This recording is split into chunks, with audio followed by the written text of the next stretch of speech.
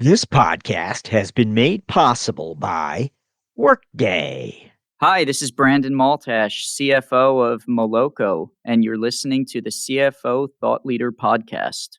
This is episode 860. Execution today is more important than ever.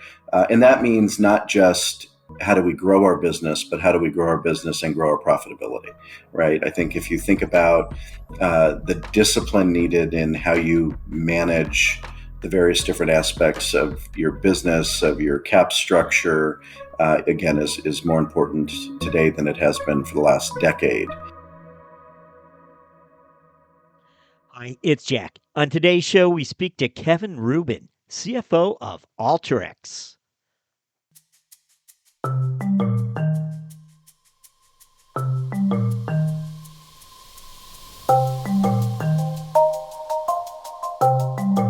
The implosion of the dotcom bubble, the collapse of Arthur Andersen, and the September 11th terror attacks, each in their own way, contributed to the future trajectory of Kevin Rubin's career, a convergence of events and circumstances that even today Rubin finds difficult to untangle. On today's episode, we offer CFO Rubin some assistance as he looks back on a turbulent career coming-of-age chapter in the early 21st century. We begin after this. In a world that's always changing, one thing never does. Your need to adapt, your need to evolve, your need to grow. That's why we built Workday, a single finance, HR, and planning system that can change as your needs change and evolve as the world evolves. To learn how Workday is helping mid-size organizations embrace the future with confidence, visit us at workday.com.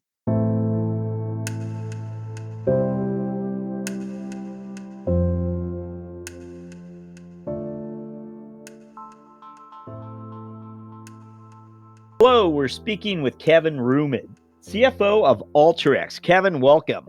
Good morning. Thanks for having me. Appreciate it. So, Kevin, we always begin with this question. We always have our guests look back for us, and we ask them to try to identify those moments in their career building where they feel they acquired important knowledge that helped shape their leadership today. Does anything come to mind as you look back about what those experiences were that you feel helped you? Yeah, I appreciate the question. I think if I look back on my career, the things that impacted me the most and, have allowed me to be in the position that I am today, it falls in a couple categories. One, I think the mentors that I was fortunate to have early in my career, in particular, just had a profound impact on me and who I've become. I think the nature of the companies that I've had the benefit of working with over the years, and especially earlier in my career, some of the more challenging environments, certainly I think had a big impact on who I am today as a leader. And then I think the last thing I recognized pretty early in my career, surrounding yourself with the best people and the strongest team you possibly can is a benefit, not a threat, if you will. And I think, those three things in combination have probably been the most impactful, if you will, on me as a finance leader. Well, I want to point out, and you're not alone here when I mention you began at Arthur Andersen and you were there, I imagine, for the collapse, still sort of early part of your career.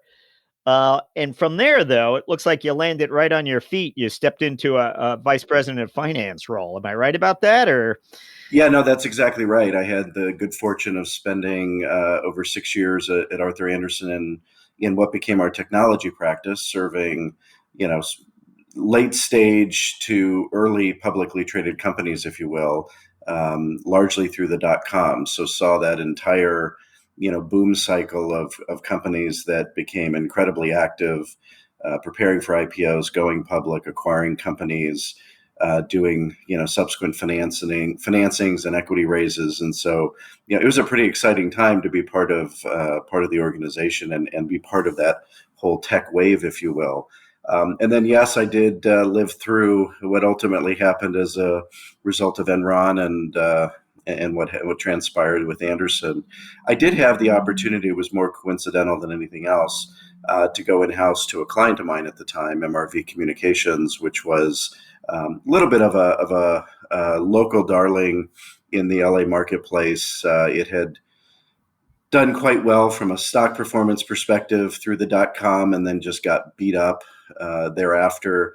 Also had the unfortunate circumstance of having its CFO on the first plane of 9/11. So the company was going through he was actually a very dear friend of mine, but the company was going through quite a difficult period, kind of coincident with what Arthur Andersen was going through, and was very close to the company at the time. And so I joined, to your point, in early 2002 as Andersen was closing its doors. I had an opportunity to kind of slide over and joined as VP of Finance.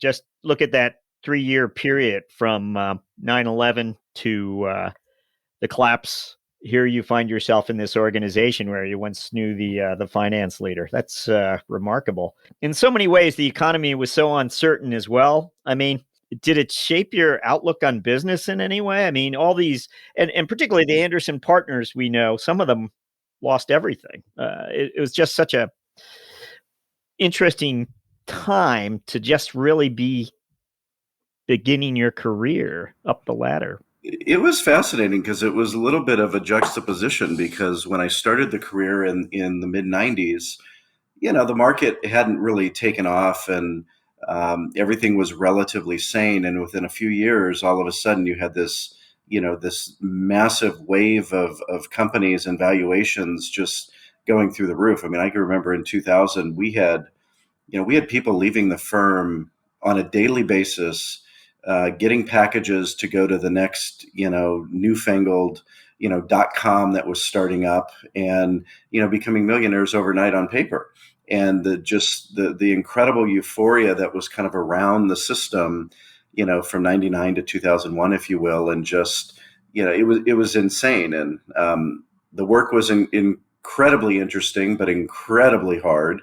Late nights, long weekends, et cetera, just to kind of keep up with the work. And we were losing people like crazy. And then all of a sudden, it's like pulling the emergency brake on BART, and everything comes to a screeching halt. You've got, the combination of, the dot-com implosion that we've all experienced now. We had the horrific events of 9/11, and you had all these companies that were, riding high, felt like, they had all of the access to capital they needed to run their businesses, all of a sudden evaporate. And, so obviously Andersen was going through its unique circumstances, and, the fact that, the oldest, and in my mind, the best of the big five at the time, basically being put out of business for, the activities of a small group of people and one client is incredibly unfortunate. But for me, it opened up an incredible opportunity. I don't think I would have, ever considered going, outside of public accounting into the finance world had that not happened. And probably the effect that Edmund was also impacted on 9/11, had an impact on me as well. So, stepping in, to the VP of Finance role, I had no idea what I was getting myself into. I figured, I would be doing Ks and Qs and, reporting and compliance, and, it would kind of sort of look a lot like what I may have been doing at Andersen on behalf of clients. And I think I was in the role for all of a week and a half, and I got pulled into, some litigation matters. I got pulled into real estate matters. I got pulled into supply chain discussions. And so pretty quickly, the role went from, being this well-defined, clear understanding of what I was doing to this entirely new world of experiences. And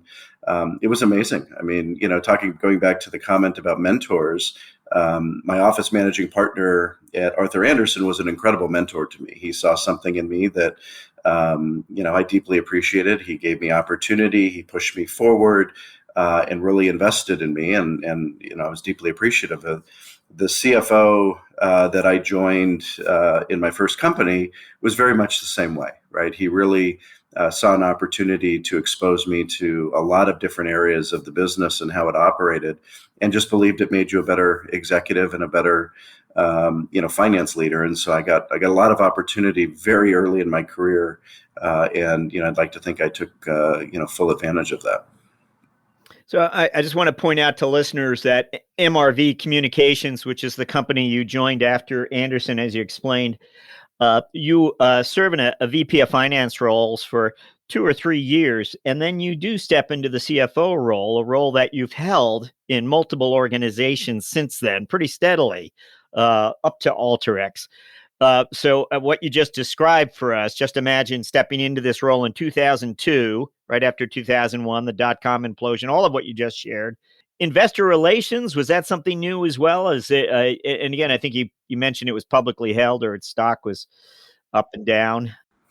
Yeah, it was a publicly traded company. The stock had run pretty significantly through the .com. I think at our peak we were north of I think it was north of a $6 billion market cap, and shortly after I joined, we had fallen to 60 million. So it was a pretty significant decline in valuation. I had not per se had any exposure to investor relations, although in my role, I guess at Arthur Andersen, there were some intersections of aspects. I mean, didn't work with investors by any means, but it wasn't entirely foreign, ideas of, messaging and releases and things of that nature. But I did come into a company that was completely unaware of its identity, I guess is the best way to describe it. During the .com, the management team was educated on the fact that at that time, future potential development and revenue streams were highly valuable. So the market was rewarding companies that were dumping a bunch of money into R&D, that were growing revenues, without a lot of consideration for profitability and where was the cash going to come from later. And so this company in particular had created dozens and dozens of small R&D activities that were packaged up as, divisions, business units, companies, if you will. They had their local leadership and they had their local mandate. And in some respects, we had divisions that were creating competing technologies for the same problem. So incredibly inefficient. But its strategy was, assuming the market hadn't collapsed, we're going to take one of these divisions activities public or sell it every quarter. And the value proposition of the corporation was going to be the value of all of these technologies that it incubated. That became incredibly impractical as you got into 2002 and 2003. So part of what I was involved in early on was, how do we rationalize this portfolio approach of technology and create a true operating company? And I'll bring it back to investor relations, because you can imagine an investor trying to understand all of these different technologies and components and markets that you're addressing. It was impossible, right? There was overlap in what we were addressing. There was, a lack of understanding of which technology competed with whom in the market. And so, we went through about an 18-month period where we took the company from 3,300 employees approximately down to about 1,100 employees. We sold off some activities. We significantly reduced the headcount, and then we really constructed an operating framework, if you will, and figured out, which technologies are most viable in the market, and how do we put together a company that can operate profitably. When I joined, we were burning $50 million of cash a quarter, and we had about 5 quarters of cash on hand. So we had to make some pretty dramatic changes pretty quickly to be able to reorientate the business. And so after this 18-month period, if you will, we got to cash flow break even. We still had cash on the balance sheet, actually quite a bit of it. And we kind of emerged as an operating company with 3 distinct business units. We had we had a optical components business that was at the lowest level of networking. We had a network equipment business that focused on the telcos. And then we had a services business that basically did solutioning and management of networks, if you will, mostly focused in the European market. And so my job as I was, kind of transitioning into the CFO role at that point was, how do I put together some messaging and an understanding of the three distinct businesses so that investors can actually value the business. And it was a pretty exciting time.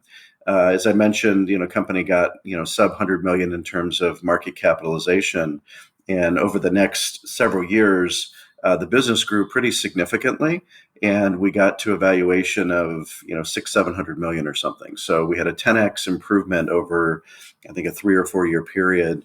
And a lot of that was really education of Wall Street. Who are we? Who do we compete with? What is the opportunity for us? And then obviously better execution for sure.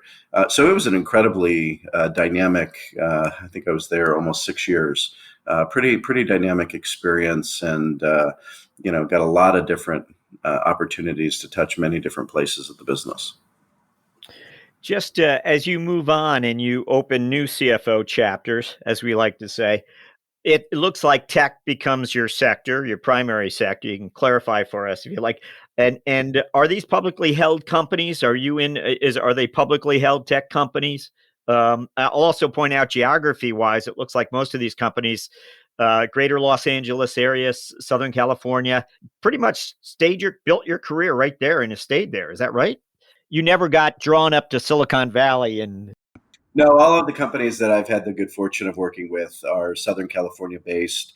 It's a combination of publicly traded companies, private equity backed businesses. A couple common themes across all the companies I've been at.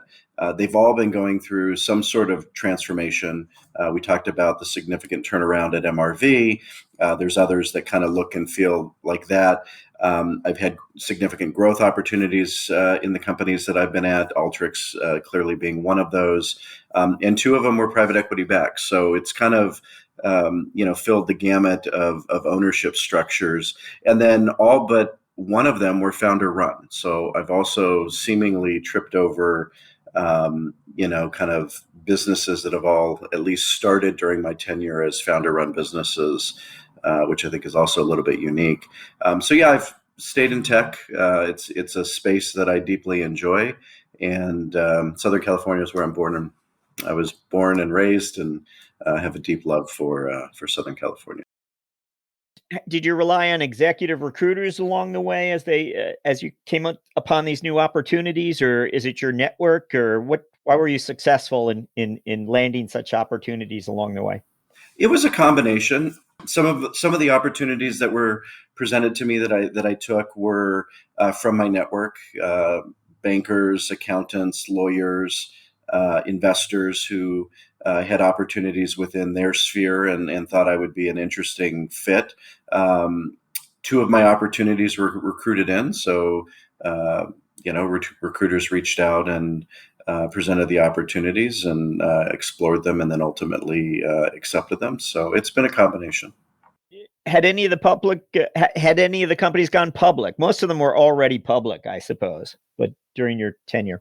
Yeah, I took Alteryx public in 2017. So part of that journey was joining a fairly small unknown business in Orange County, California, and building up the Office of Finance and governance and controls, et cetera, to be able to support a publicly traded company. One of my other businesses attempted to go public.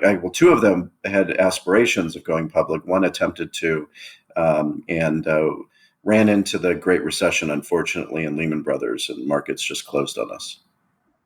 Well, interesting times for sure. You mentioned Alteryx's IPO in 2016, shortly after you arrived, perhaps. I don't know. But maybe we can just begin by just asking you about this company, Alteryx. What does it do, and what are its offerings today? Yeah, so at the highest level, Alteryx makes it super easy for anyone in an organization to use data, discover insights, and make better decisions, right? We have this terminology we call Alteryx for all, or analytics for all, or democratization of analytics. And so think about an organization. You've got people throughout the organization, let's call them unsung heroes, if you will, that have operational roles. They're challenged day in and day out to have to make decisions, have to analyze information at their available to them, but they don't have the tools and the ability to do that, and they certainly don't have the ability to operate at a higher skill level than their training.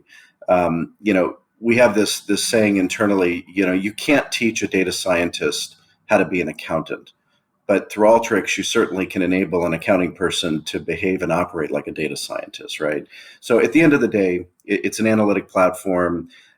If we focus on business analysts sitting in the line of business and really giving them an opportunity to upskill. If you talk to some of the largest companies in the world today, the biggest challenge they have is they can't find enough skilled data workers. There aren't enough data scientists in the world to be able to solve problems, and those that are in the world are solving the world's most difficult problems. So if you're trying to solve basic business challenges, whether in good markets or bad markets, there's just not enough people out there that can work with the data fast enough to make decisions. And so our whole goal is to be able to upskill a workforce and really enable everybody in the organization to be comfortable working with data, to use that data to make better business decisions and drive real outcomes in the business. So you mentioned earlier again the IPO. I'm wondering if you could just look back for us. It was such a perhaps exciting milestone for your career, having lost out earlier during the Great Recession. You step into this role, and maybe that was part of the allure. There's an opportunity here to take this company public. It's always kind of exciting, and finance leaders will share that is in fact something special that they like to achieve in their careers. Can you look back in time for us? How soon after your arrival did it happen? Was it the first 12 months, or what was the? So I joined in early 2016.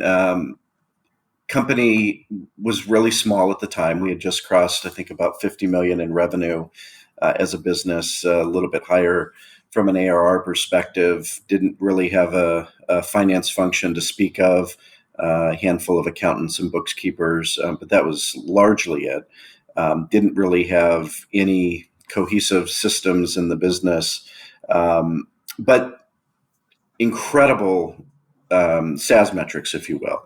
If you looked at the key metrics in the business, we were top pixel across the board, which I just thought was an incredibly unique situation for a business that was largely centered around Orange County, California, largely selling at that time, almost exclusively selling in the US.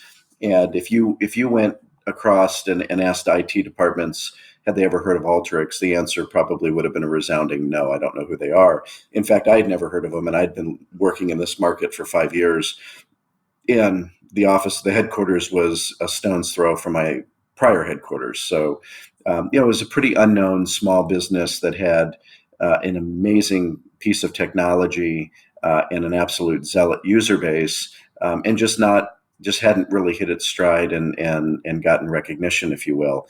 So I did join with the notion that part of the opportunity was to build out the organization and support the company going public.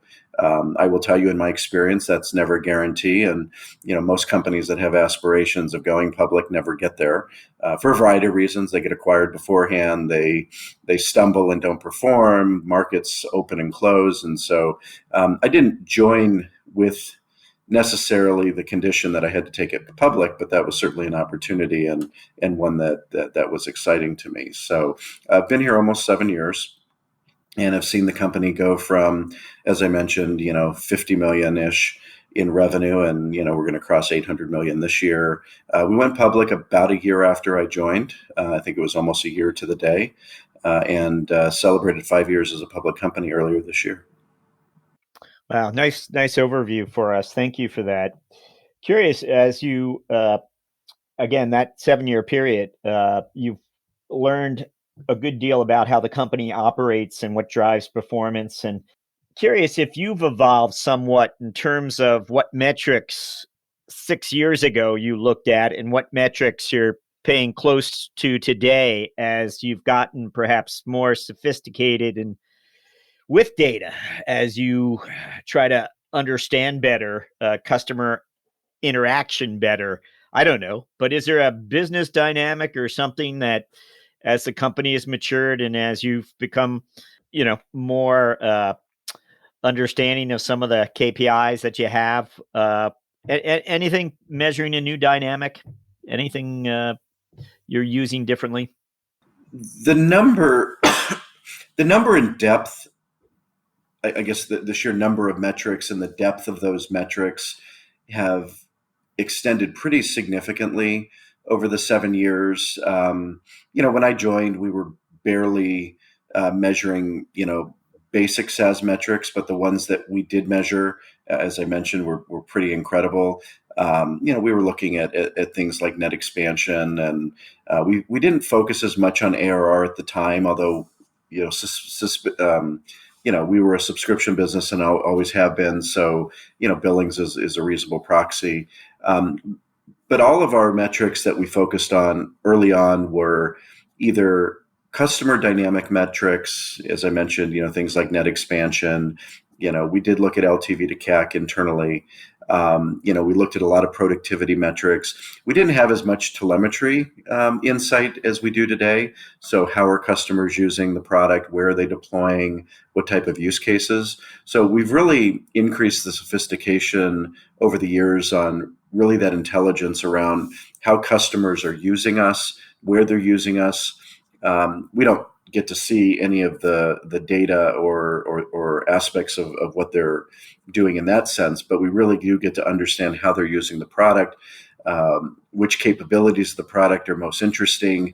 And then we've stood up in recent years a specific organization whose entire mandate is working with customers and prospects and defining the ROI they're getting from using Alteryx.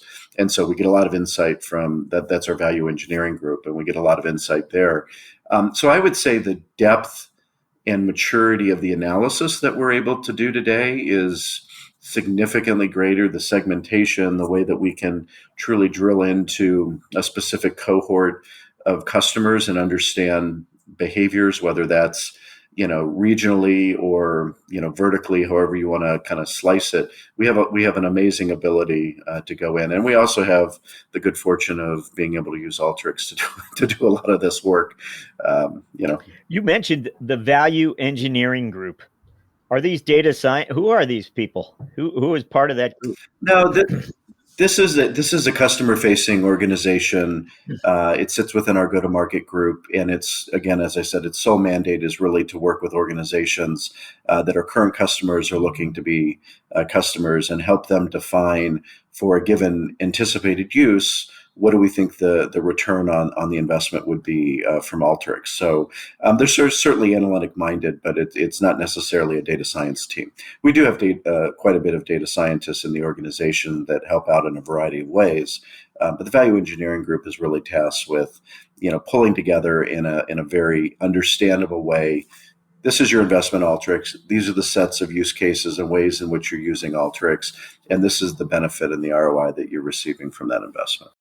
I'm just curious, the dynamics of the organization when there's a value engineering group, do they catch up with your FP&A team or other parts of the finance function? Is there a meeting where they all come together so everyone can be on the same page and understand why the work that the value engineering group is so important and predictive in many ways? There's cross-functional collaboration for sure across a lot of the teams. I only mentioned them in the context of how we think about measuring our customer success, and we're very prescriptive in trying to define that. I think it was born out of the reality that we were more frequently, again, I think we formalized the group in 2019, so pre-COVID, and it was really that we were more frequently finding where we could, first of all, I think just as a level set, Alteryx is unique in that if you talk to our customers, and I mentioned earlier that we have this zealot user base, we have an NPS score for our software that is just unseen in software.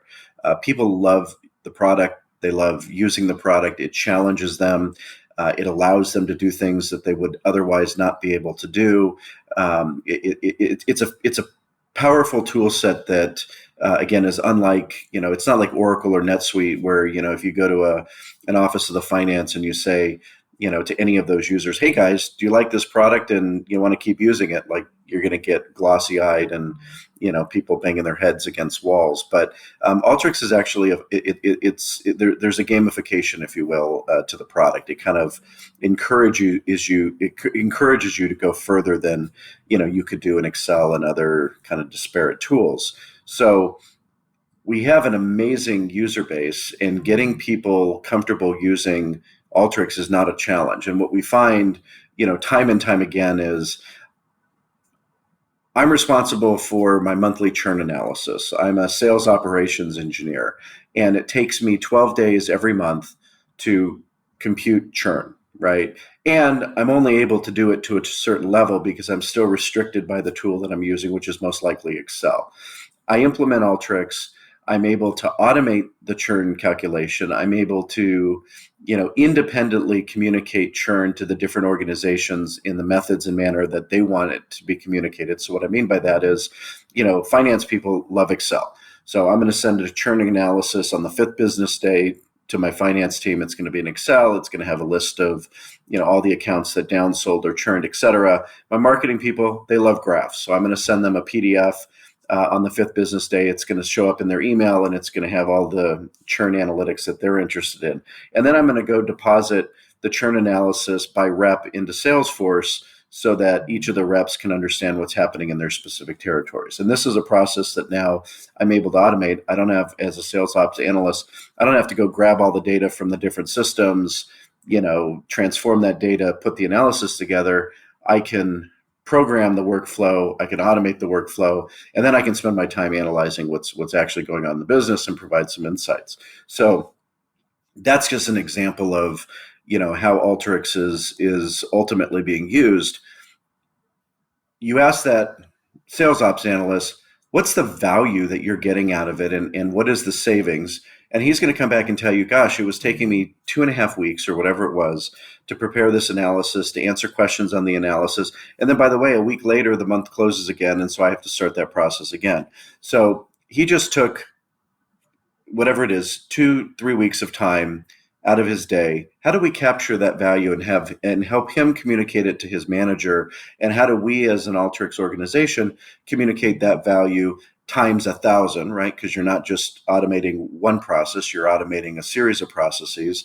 And how do we communicate that to the executive team? And we found that, being able to have a focused effort on, how we capture the data, how we communicate that back, and how we work with our customers to be able to do that was a pretty powerful engine. And then it just kind of grew from there. Okay.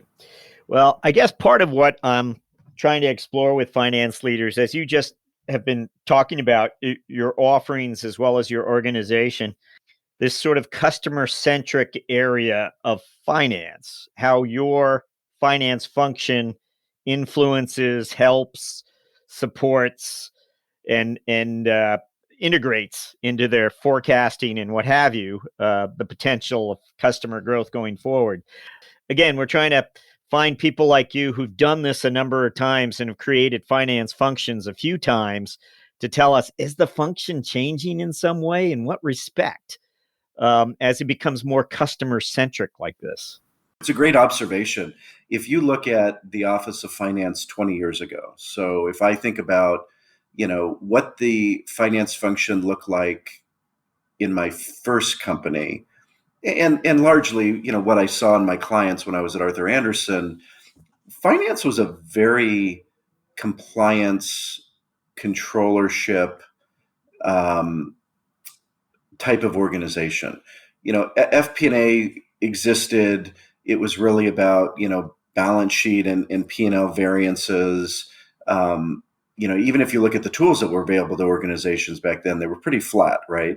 It was, why did something change this month versus last month, or this year versus last year, this quarter versus last quarter kind of thing. And so the whole notion of this like ability to dynamically manage your business was really left to the best companies in the world. If you just looked at your typical mid-market business, finance was kind of, the bean counters in the back office that just, kept the lights on, paid the bills, paid the employees, and made sure that, all the financial statements were completed on time, et cetera. If you look at the Office of Finance today, it couldn't be more dramatically different, right? From things like, to your point, the skills. When I came out of university, I barely knew how to use Excel in the Office suite, right? We were learning, theory and concepts and for me, it was business economics. But we didn't learn how to write SQL or, God forbid, going actually into Python, R, or Scala, right? We didn't have any programming concept. We didn't understand how to manipulate data or work with data. Young professionals coming out of university today, they can write code, right? They know how, they're comfortable with data and manipulating data. And the advantage of that is the level of insight and detail that they can drive into in the business is worlds different than it was before. So all of a sudden, you have this renaissance where you have this organization that previously was looked at as a cost center, not providing a tremendous amount of value, keeping us out of jail, keeping us compliant, to an organization that, I describe to my organization, we have a front row seat into everything that happens in the business, right? And so it is our job and should be expected that we're providing as much insight and forward-looking perspective on the business as any organization in the company, right? We have the benefit that we get to see what's happening with all of our customer dynamics. So we're not just a sales guy dealing with a small territory. We're not a sales manager dealing with a larger territory. We're not the head of sales dealing with the global sales organization. We have that plus everything else that we have in terms of our purview. And so it's significantly, I think, changed the strategic nature of the Office of Finance. Not to mention, as finance leaders, because we have such a breadth of information available to us, I think we have a unique position to be able to advise and inform the company on decision making in ways that it can be, more strategically interesting. So I think it's changed pretty dynamically.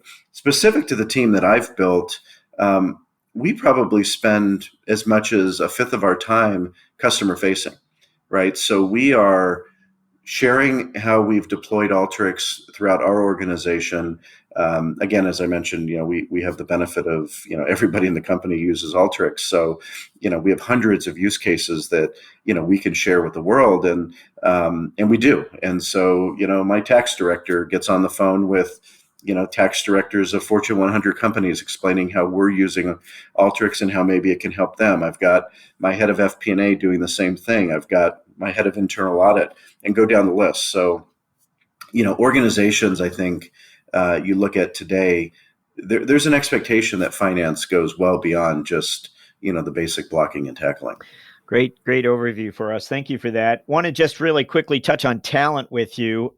As one of the areas that also has changed, the mindset for talent, and what role finance plays when it comes to influencing the organization in terms of, compensation or legal issues or hiring. For instance, are you looking at net new hires? Are you looking at workforce churn? Are these things metrics that you pay attention to today? We look at all of those. We look at voluntary and involuntary attrition.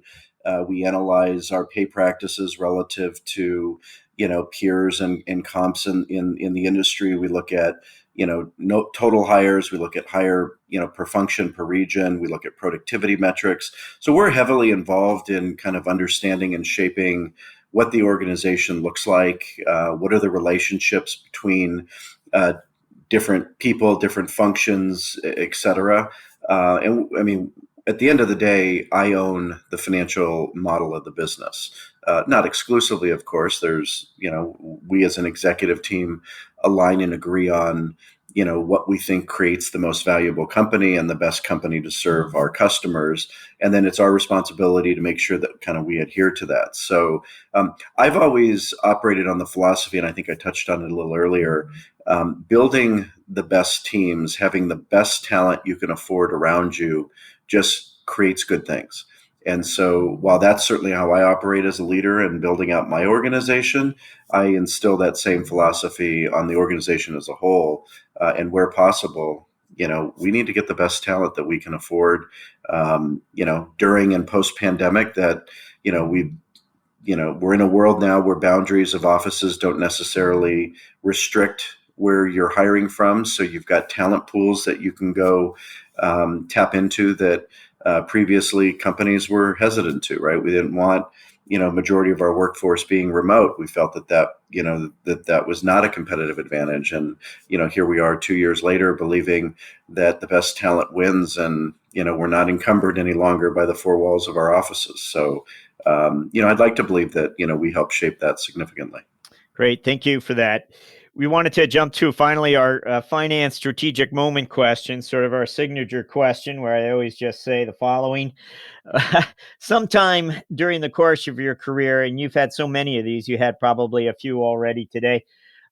We were looking for just one finance strategic moment where you had a moment of insight as a finance leader, because your lines of sight into the organization, just what we've been talking about, allowed you to see something, an opportunity, a risk, and you responded to it. You either avoided the risk or you pursued an opportunity, or maybe it was something altogether different. What comes to mind when we ask for a finance strategic moment? Yeah, I think it was the one that jumps out at me, and we've kind of been talking a little bit about it during this session. When I joined Alteryx, I had a really unique opportunity to kind of build the team from scratch. We had a few people in the organization, but if you look across my span of control today, virtually none of it existed. So I really was, afforded the opportunity to kind of handpick my leaders and build the organization as I chose. And again, went and sought the brightest minds and the most experience that I could find at the time. But one of the decisions that I made at the beginning, and I don't want it to sound too self-serving, but I think it's important, is I insisted that all of the people coming in work with Alteryx, get course certified, and figure out how they can use this technology to help us make better decisions. And what I found is my team was far more sophisticated in terms of how we were able to understand our business at a much smaller scale than those around us. I deeply believe we had a level of insight and control of our business faster, earlier, and to a much greater degree than any of the companies that I had been part of before. And I felt in those companies that I had built best-in-class teams. So, I just saw, I used the term gamification earlier. I just saw this competitiveness that was created in the team around trying to figure out something that they previously weren't able to accomplish, and just the excitement in accomplishing it and kind of moving on to the next thing. And it creates a greater level of skill across the organization. So that would probably be the one that comes top of mind today.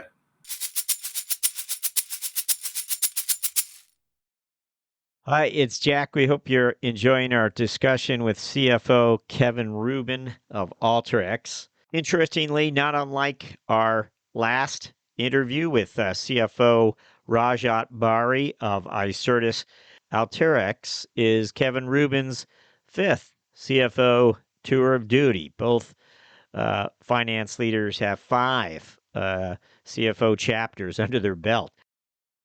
We will now return to the mentoring round with CFO Rubin. We're going to move to our mentoring round, where I'll ask you several quick questions intended to inform and inspire future finance leaders. John, we want you to think back once more to MRV when you were first appointed CFO. I don't know, I can do the math, but I think you were a rather young CFO. I think the average age for a CFO is somewhere close to 50. You were in your early 30s, maybe. I don't know. You can correct us. Yeah, and I was in my early 30s and probably had too much responsibility too young, but I'd like to think I took advantage of it. As I kind of described that experience, if I had to go back, I would have told myself not to be afraid of small failures or something. But I had a manager early in my career who said to me, "I'd rather you attempt something, fail at it, and learn from it than be paralyzed and not attempt it." Right. And it was in a little bit of a different context. But if I think about that today, I would have just gone back and say, don't be afraid of the unknown, right? Trust in your instincts and your experiences, and you learn most, I think, through the most difficult and challenging experiences ultimately. And so I would just tell myself, go into the unknown, try and take a deep breath. You're not going to screw anything up too bad if you fail, and probably going to learn something along the way. We'd like to ask our guests to reflect a little bit on the personal side for me, Kevin. We're wondering is there something that you do that sets you apart? Is it a habit or part of a daily routine that people point out? That's what Kevin does. Something that you could set you apart from the rest of the finance leaders we speak to. So you can't tell us you empty out your email or you're organized. What else sets Kevin Rubin apart? That's a good question. I think if you were to ask my wife, so talking about a family member, I think what she would tell you, the secret, so to speak, to my success is, one, I have an incredible capacity to not get overwhelmed and or too excited about stress or difficult things. And so I say that in the context, I think the routine or habit that I have is I generally am pretty calm about most things.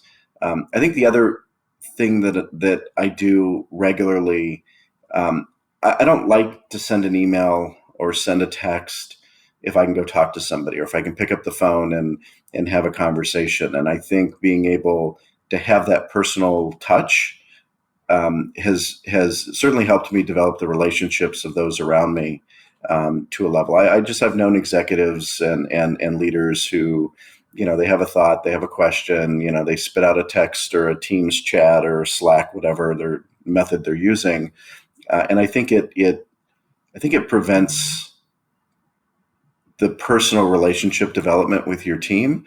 I've always been very close with my teams and my leaders, and I take an interest in them, and I believe it makes them better, and I believe it allows the team to perform better. So, I don't know if it's a habit or routine per se, but I think human interaction is incredibly important in leadership.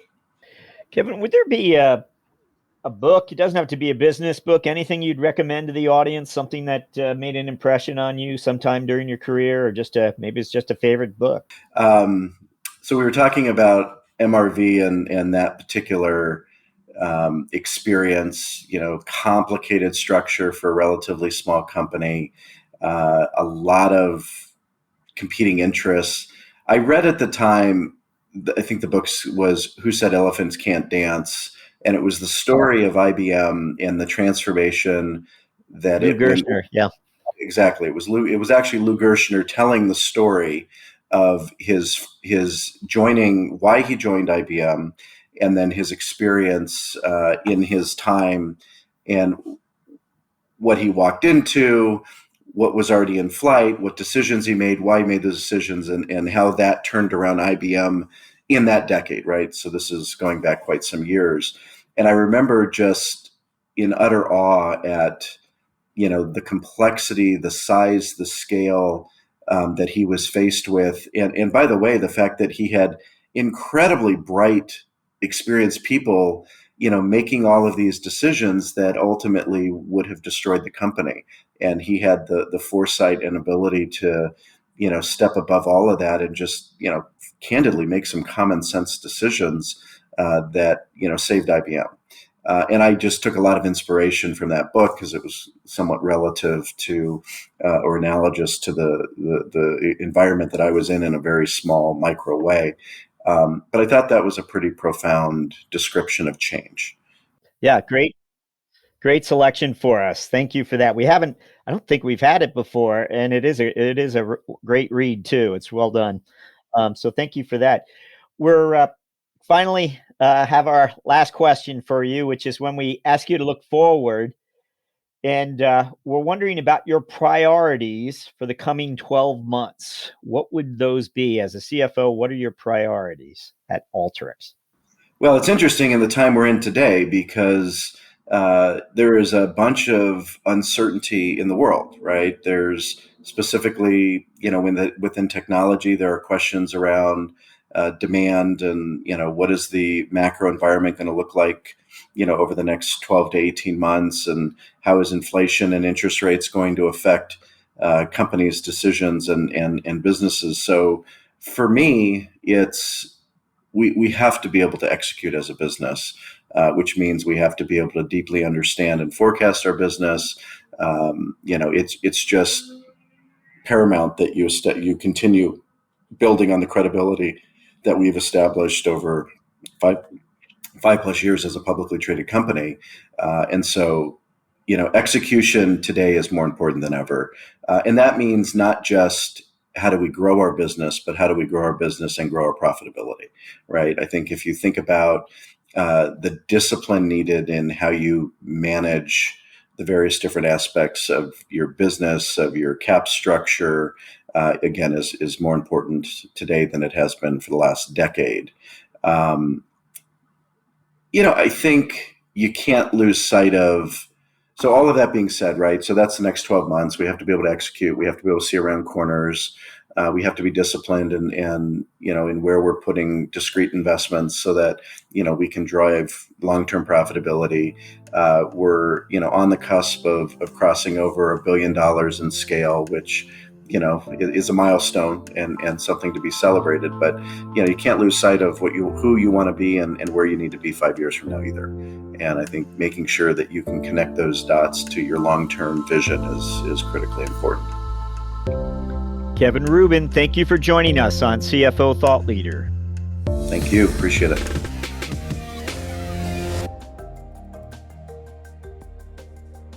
Hello, listeners. Do us a favor. Be certain to subscribe to CFO Thought Leader on Apple Podcasts, or if you're an Android user, check us out on Spotify or Google Play. If you like the show, please recommend it to a friend.